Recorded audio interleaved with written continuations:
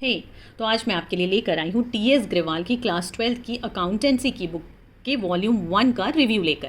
This deals with accounting for partnership firms and this is applicable for class 12 CBSE and this is 2025 edition, but actually it is applicable for 2026 examinations.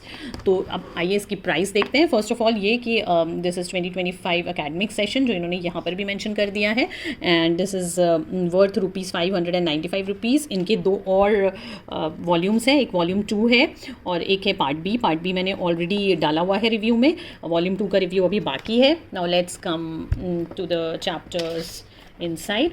तो इसमें initially इन्होंने preface और फिर finally ये syllabus दिया हुआ है, और सिलेबस के बाद फिर ये आते हैं हम कंटेंट्स पेज पर। तो कंटेंट्स में इन्होंने इस पर्टिकुलर बुक को 7 चैप्टर्स में वाइंड अप किया है। तो यहाँ पर नंबर ऑफ़ चैप्टर्स इसलिए ज़्यादा है क्योंकि डीके गोयल में चैप्टर 2 यानी गुडविल और पीएसआर, इन दोनों को उन्होंने क्लब किया हुआ था, और रिटायरमेंट और डेथ को भी उन्होंने क्लब किया हुआ था। इसीलिए डीके गोयल में 5 चैप्टर्स देखने के लिए मिलते हैं वॉल्यूम 1 में, बट टी.एस. ग्रेवाल में आपको 7 चैप्टर्स मिलेंगे देखने के लिए। Now we come to the first chapter. मैंने क्योंकि डीके गोयल की वॉल्यूम 1 में भी accounting for partnership firms fundamentals ही डील किया था, इसीलिए मैं इस पर्टिकुलर रिव्यू में भी इसी चैप्टर को डील करती हूँ, ताकि आपको ये डिसाइड करने में इजी हो जाए कि which book you should buy and which you should keep for as a main book.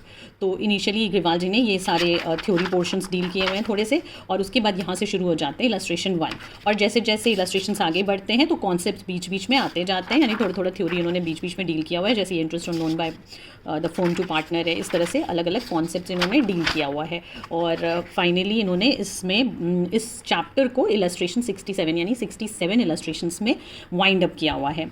इसके बाद क्योंकि शुरू होते हैं प्रैक्टिस क्वेश्चंस। अगर डीके गोयल की हम बात करें तो उसमें 74 इलस्ट्रेशंस थे, एंड यहाँ से शुरू हो जाते हैं एमसीक्यूज़ भी काफ़ी सारे इन्होंने दे रखे हैं। मैं यहाँ पर देख पा रही हूँ कि देर आर ऑलमोस्ट 73 एमसीक्यूज़, और इसके बाद भी यहाँ पर असर्शन और रीज़न बेस्ड एमसीक्यूज़ हैं, और फिर यहाँ पर कॉम्पिटेंसी बेस्ड क्वेश्चंस हैं, और फिर यहाँ पर मिसिंग वैल्यू क्वेश्चंस हैं which is actually good for your concept building.